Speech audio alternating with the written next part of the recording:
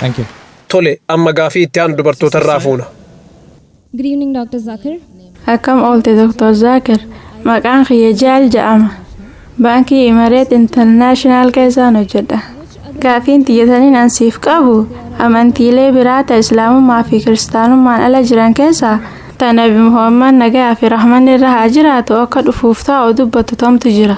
Gaafiin obboleettii teenyaa Islaamummaa fi Kiristaanummaa malee amantiin biraa ta Nabi Muhammad sallallahu alaihi wasallam ni dhufa jettee dubbatte tamtu jiraa jettee gaafatte.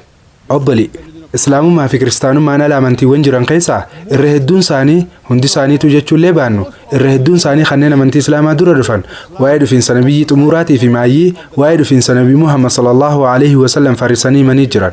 Haasoo xiyya xamata duree Muhammad sallallahu alaihi wasallam in the various world religious scriptures joo keessatti takkaa'u Muhammad sallallahu alaihi wasallam kitaabban amantiilee addunyaa garagaraa keessa joo keessatti dubbadeetiin jira. Kiristaanummaan cinatti Judaayizimii takkaa'u amantii Yahudaa keessattis waa'ee Nabi Muhammad sallallahu alaihi wasallam ni argata. Kitaaba seera keessa deebii takkaa'u Book of Deuteronomy boqonnaa 18 lakkoofsa 18 irratti waa'ee Nabi Muhammad sallallahu alaihi wasallam dubbatamee jira. Kitaaba seera keessa deebii takkaa'u Book of Deuteronomy boqonnaa 18 lakkoofsa 19 irratti kitaaba Isaayyaas raajichaa takkaa'u Book of Isaiah boqonnaa 29 lakkoofsa 19 irratti kitaaba weedduu caalu takkaa'u Song of Solomon boqonnaa 5 lakkoofsa 16 irrattis waa'een dhufiinsa Nabi Muhammad sallallahu alaihi wasallam dubbatamee jira. Qani nama dubbadda kun kitaaba Kakuu Moofaati. Kitaaba Kakuu Aaree keessattis Wangeela Yohaannis boqonnaa 14 lakkoofsa 16 irratti, Wangeela Yohaannis boqonnaa 15 lakkoofsa 26 irratti, Wangeela Yohaannis boqonnaa 16 lakkoofsa 7 irratti, Wangeela Yohaannis boqonnaa 16 lakkoofsa 12 hanga 14 irrattis dubbatamee jira. Kakuu Aaree fi Moofaa keessattis qabxiilee waa'ee dhufiinsa Nabi Muhammad sallallahu alaihi wasallam dubbatan hedduutu jira. Obbolii maqaan kee Jaal waan ta'eef hordoftuu amantii hinduuti jeetii yaade. Akkasumaami? Waa'ee Nabi Muhammad sallallahu alaihi wasallam kitaaban hinduu keessa jirurratti haasoo godheetiin jira.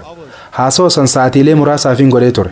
Waa'ee Nabi Muhammad sallallahu alaihi wasallam irraa waanuma kitaaba hinduu qofa keessa dubbatame irratti haasawee ture. Saa nama qabnutu waan san hundarra deebi'ee dubbachuuf naan geessu. Tanaafuu qabxii barbaachistuu muraasa qofaan irraa tuttuqa. Kitaaba warra hinduu yoo dubbiste kitaaban hinduu gosa lamaatu jira. Tokko Smritiidha kaan ammoo Shurutiidha. Shurutii jechuun jecha Rabbii jechuudha. Isa keessa Veedaa fi Upanishaadiitu jira. Smritiin ammoo jecha ilma namaati. Isa keessa Manusmritii, Ramaayeen, Mahabarataa, Epiks takkaa'u sheekoo jabduu jiruu goototaa guddiftee himtuu fi kanneen birootis argachuu dandeessan. Puranaanis achi keessatti argama. Baafishiyaa Puranaa yoo dubbiste Baafishiyaa Puranaa parfi 3 khandi 3 adihaay 3 shiloqaa 5 hanga 8 irratti waa'ee dhufiinsa Nabi Muhammad sallallahu alaihi wasallam dubbata. Baafishiyaa Puranaa parfi 3 khandi 3 adihaay 3 shiloqaa 10 hanga 27 irrattis Nabi Muhammad sallallahu alaihi wasallam akka mileeshiyaa ta'e takkaa'u akka nama baratiin ta'e dubbata. Ammas maqaan isaa Atarvaaveedaa kitaaba 20ffaa himni 20 lakkoofsa 6 irrattis ibsamee jira. Atarvaaveedaa kitaaba 20ffaa himni 20 lakkoofsa 7 irrattis dubbatamee jira. Akkasuma ammas Atarvaaveedaa kitaaba 20ffaa himni 27 lakkoofsa 1 hanga 14 irrattis kuntaab suktaa jaamee dubbatamee jira. Kuntaab jechuun dhokataa jechuudha. Kunis waa'ee dhufiinsa Nabi Muhammad sallallahu alaihi wasallam irraa haasawa. Inni faarfamaadha. Inni diina takkaa'u adawwii 60 ol qaba haja'uu fi kabiraatis kan kana fakkaatan hedduudha. Akkasuma ammas Rigveedaa kitaaba 1ffaa boqonnaa 53 lakkoofsa 9 irrattis dubbatamee jira. Maqaa Ahmad Joon ibsamee jira.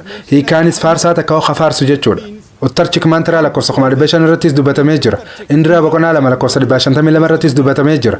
Yajurveedaa boqonnaa 31 lakkoofsa 18 irrattis dubbatamee jira. Akkasuma ammas Atarvaaveedaa kitaaba 20ffaa himni 26 lakkoofsa 1 hanga 14 irrattis Nara Shansah jaamee haamamuudhaan dubbatamee jira. Nar jechuun nama jechuudha. Shansah jechuun jecha pira Shansah joo hiikaansaa kafaaruun malu joo irraa dhufe. Kunis kafaaruun malu takkaa'u nama faarfamu akka godhatu jechuudha. Yoo jecha Nara Shansah kana jechuun nama faaruun malu joo kana gara afaan Arabaa jijjiirre Muhammad sallallahu alaihi wasallam ta'a jechuudha. Ammas maqaa Muhammad sallallahu alaihi wasallam joon Rigveedaa kitaaba 1ffaa himni 13 lakkoofsa 3 irrattis, Rigveedaa kitaaba 10ffaa himni 64 lakkoofsa 3 irrattis, Rigveedaa kitaaba 2ffaa himni 3 lakkoofsa 5 irrattis, Rigveedaa kitaaba 5ffaa himni 5 lakkoofsa 2 irrattis, akkasumas Yajurveedaa boqonnaa 20 lakkoofsa 37 irrattis, Yajurveedaa boqonnaa 21 lakkoofsa 31 irrattis dubbatamee jira. Yoo feetetti ofeetti fufuun danda'a. Waa'ee dhufiinsa Nabi Muhammad sallallahu alaihi wasallam ka dubbatu qofa waan kitaaba hinduu qofa keessatti dubbatame hedduu ibsuun hin danda'a. Sababa hanqina yerootiif jecha farrisaa takkaa'u raaga kitaaban kanneen keessatti dubbataman muraasa qofa maqaa dhaweetiin hubannoo isaatirraas qabxii dabalataa waa xiqqoo qofa isinirraa dubbadhee bira dabra. Ammas inni maqaa Kalkii Awtaar jaamuunis himamee jira. Kitaaba Kalkii Puranaa boqonnaa 2 lakkoofsa 5, 7, 9, 11, 14 dubbistee yoo laalte maqaa Kalkii Awtaar jaamuun ibsamee jira. kitaaba kana keessatti maqaan abbaa isaa Vishnu Yaash jedhama jedhee dubbatee jira. Vishnu jechuun rabbi takkaa'u gooftaadha. Yaash jechuun gabricha. Kunis gabricha rabbii ta'a. Yoo hima gabricha rabbii joo kana gara afaan arabaa jijjiirre Abdullah ta'a. maqaan abbaa nabi Muhammad sallallahu alaihi wasallam Abdullah jedhama. maqaan haadha isaa Summatiidha jedha. Summatii jechuun nagee ta'uu yookiin nama namantuu hin nasabee jechuudha. yoo kana gara afaan arabaa jijjiirre Aminaa ta'a. maqaan haadha nabi Muhammad sallallahu alaihi wasallam Aminaadha. ammas magaalaa maqaan isii Sambaalaa jedhamtu keessa dhalata jira. Sambaalaa jechuun bakka nagayaatii fi qulqulluu jechuudha. Tunis magaalaa Makkaati. Ammas inni mana hoggantoota warra ganda magaalaa Sambaalaa keessa dhalata jira. Innis mana Qureeshii keessa dhalate. Inni guyyaa 12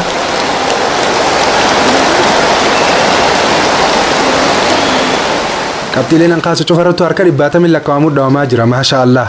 inni guyyaa 12ffaa ji'a Maadoo dhalata jira. Kunis Rabiul Awwal guyyaa 12ffaati. inni barsiisaa ilma namaa hundaati jira. akkuma namuu beekutti nabi Muhammad sallallahu alaihi wasallam ergamaa rahmata aalama hundaafi. waahiin duraa godata kaa'u halka keessatti itti buufamti jira. bakki sanis Ghaari Hiraa jedhamuudhaan beekamti. ammas inni godaansa eega takka godaane booda qubachuuf booda deebine godaana jira. nabi Muhammad sallallahu alaihi wasallam Makkarraa Madiina godaane. eegas booda hajjiif malee qubatee jiraachuuf booda deebine. amala bareedaa takka dandeettii barbaadamtu 8tu kan namaaf jira. hiriyoota isa gargaaru jajjaba 4 harkata jira. kunis waa'ee khulafaa ar-raashidiin 4 duraa sanaa soo jira. dirree waraanaatti malaayikotaan gargaarama jira. akkuma beeynutti nabi Muhammad sallallahu alaihi wasallam gaafa lola Badri malaayikotaan gargaaramee jira. yoo barbaadde waa'ee dhufiinsa nabi Muhammad sallallahu alaihi wasallam qofarraa waan haasa'u dubbachaa ooluun hin danda'a. Tanaafuu yoo ati nama amantii hinduu hordofu taate, yoo nama kitaaba hinduutti amanu taate, awtaar dhumaatii fi goolabbiitti amanuu qabde. ergamaan xumuraatii fi maayyii hinduizimii keessatti nabi Muhammad nagiyaa fi rahmanni rabbii irraa haa jiraatu.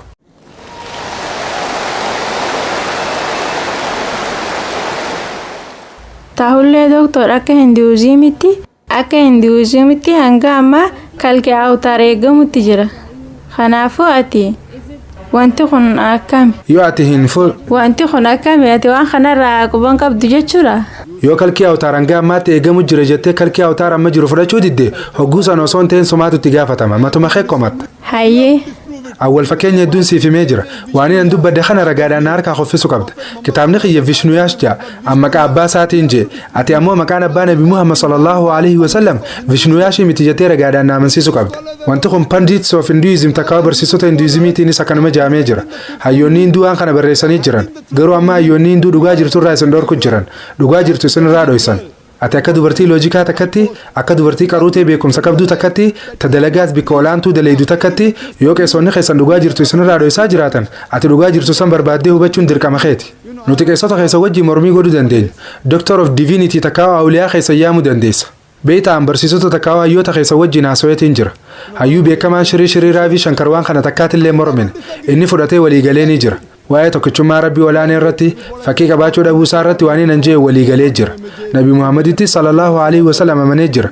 waan san garuu fudhachuu dide. sababni isaa yoo fudhate hordoftoota isaa waan dhabuuf jecha. ammoo obbolii ati hordoftoota ho'i qabdaa?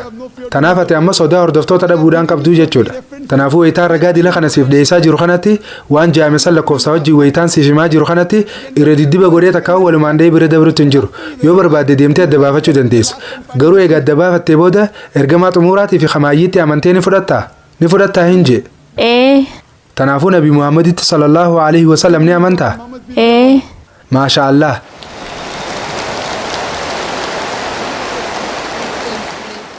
rabbiin tokko ta'uu isaatti yoo ni amantaa? Nin amana. rabbiin olaane suuraan fakkeeffamuu akka hin dandeenye ni amantaa? Nin amana. tanaafuu rabbiin fakkiin qabu jettee amantee jirta jechuudha. Eeyyeen. nabi Muhammad sallallahu alaihi wasallam ergamaa rabbii ta'uu isaatti yoo ni amantaa? Nin amana. dubaati muslima jechuudha haa obbolii. wanti ati amma jette kun shahaadaa afaan ingiliffaati. obbolii yoo feete afaan arabaatiin irra deebitee jechuu ni barbaaddaa? wanti ati afaan ingiliffaatiin jette allaha malee rabbiin biraan jiru nabi Muhammad sallallahu alaihi wasallam ergamaa isaati jette. waan kana afaan arabaatiin jechuu ni feeta obbolii? Nin fadha. hayyee anniin ja'atis na jalaa qabdee itti fufta. ashhadu allah ilaha illallah wa ashhadu anna muhammadan abduhu wa rasuluhu.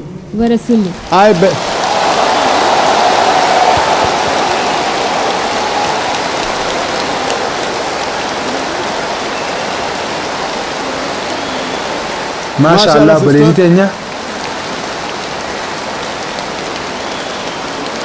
May Allah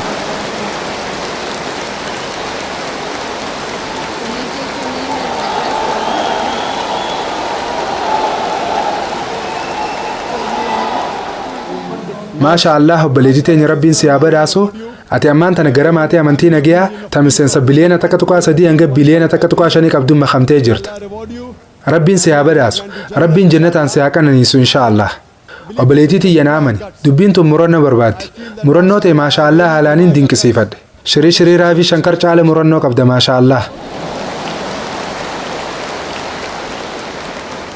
rabbiin akka hidaayaa takka qaceelumasiif kannuun sii kadhadha rabbiin si haa qaceelchu inshaallah obboleettii tiyya gaafii feete gaafachuu yoo barbaadde shakkii feete yoo qabaatte as Dubaay keessa ganda hunda keessaa dhaabbatootaatu jira dhaabbatoota ilaalchatu dogongoraa keessiif qulqulleessuutu jira amantii islaamaa hubachuudhaaf quraanaa fi hadiisota sayyaa ilaali qaceelumaaf isaaniitu akkaan gaariidha yoo mamii fi gaafii feete qabaatte karaa imeela keenyaa islam@irf.net irratti nuuf barreessuu dandeessa gaafii teessiif deebisuunis anaaf gammachuu tiyya anaafis du'aa inaaf godhe obboleettii tiyya.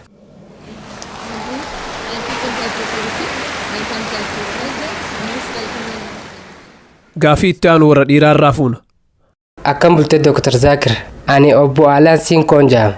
Gaafiin tiyya ani islaamummaa fudhadhee itti seenuun barbaada. Islaamummaatti seenuudhaaf maal godhuun qaba?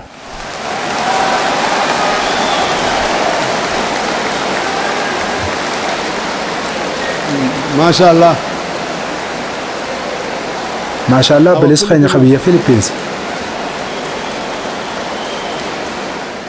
obboleessi keenya Filipiinoo maashaallah rabbiin ifaajee isaa irraa qeebalu islaamummaa fudhachuu barbaade islaamummaa keessatti yoo islaamummaa fudhachuu barbaadde Allah malee rabbiin biraa kan jirre amanuu qabde nabi Muhammad sallallahu alaihi wasallam ergamaa isaa ta'uus amanuu qabde tanaafuu rabbiin jiru tokko qofa akka ta'e ni amantaa Obboleessa kiyya Allah malee qaamni biraa ka gabbaramu tokkolleen akka hin jirre amantee ni fudhattaa ni fudha nabi Muhammad sallallahu alaihi wasallam ergamaa rabbii ta'uu isaatti ni amantaa ni amana obboleessa dura afaan arabaatiin jenneeti sanbooda hiikaa isaatti aansinee jenna inshaallah ashhadu أشهد Allah الله ilaha إله illallah إلا الله wa ashhadu وأشهد anna أن Muhammadan محمدا abduhu عبده wa rasuluhu ورسوله.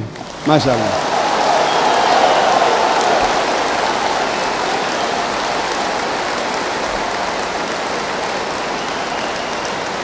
I bear witness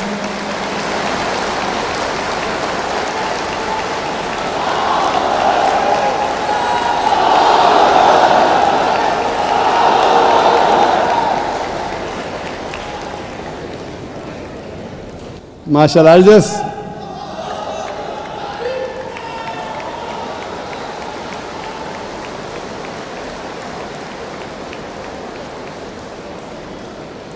brother, I'll just repeat, brother. obboleessi kiyya waanumaan amma afaan arabaatiin jeen irra deebi'ee hiikaa isaasiif ja'a ani ragaan baha Arragaan baha allaha malee Allaha malee rabbiin dhugaan gabbaramu kabiraa kan jirre Rabbiin dhugaan gabbaramu biraa akkan jirre ragaan baha ragaan baha akkasumas nabi Muhammad akkasumas nabi Muhammad ergamaa fi gabricha allaha ta'uusaa ragaan baha ergamaa fi gabricha Allah ta'uusaa ragaan baha ragaan baha maashaallah kuni kaa'ima reefu afaan arabaatiin jenne san maashaallah rabbiin ifaa jeete akkas irraa qeebalu du'aayin siif godha magaalaa Dubaay tana keessatti gara magaalaa Dubaay tana namoonni bultii isaanii qaceelfachuudhaaf dhufuun isaanii nama gammachiisa alhamdulillah garuu na amani wanti ati amma asitti harkachuu jirtu waan akhiratti harkattu biratti haalaan xiqqaadha wanti ati akhiratti harkachuuf teessu inshaallah kana daran akkaan guddaadha inshaallah rabbiin jannataan si haa badhaasu galatoome obboleessa kiyya galatoome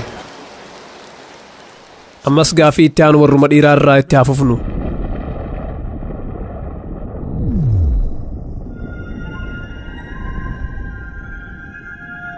kabajamtoota hordoftoota Nuural Hudaa sagantaalee keenya qulqullinaan hordofuuf yuutuubii keenya sabskiraayib gochuu hin irraanfatinaa sabskiraayib godhuuf mallattoo diimtuu sabskiraayib jettu tan tuqxan hogguu takka tuqxan halluun diimaan gam daalachaa jijjiirama itti aansuun mallattoo bilbilaa kan tuqxan bilbilli kunis wayita tuqxan mallattoo hammattuu kan hidhaate yoo nuti viidiyoo haaraa yuutuubii irratti maxxansin hoggasum yaadachiisnu yookaan notifikashinii isinii dhuuf jechuudha dabalataanis sheerii fi laayik gochuudhaan sagantaalee keenya namoota birootiif dabarsaa Nuural Hudaa soora qalbii muslimaa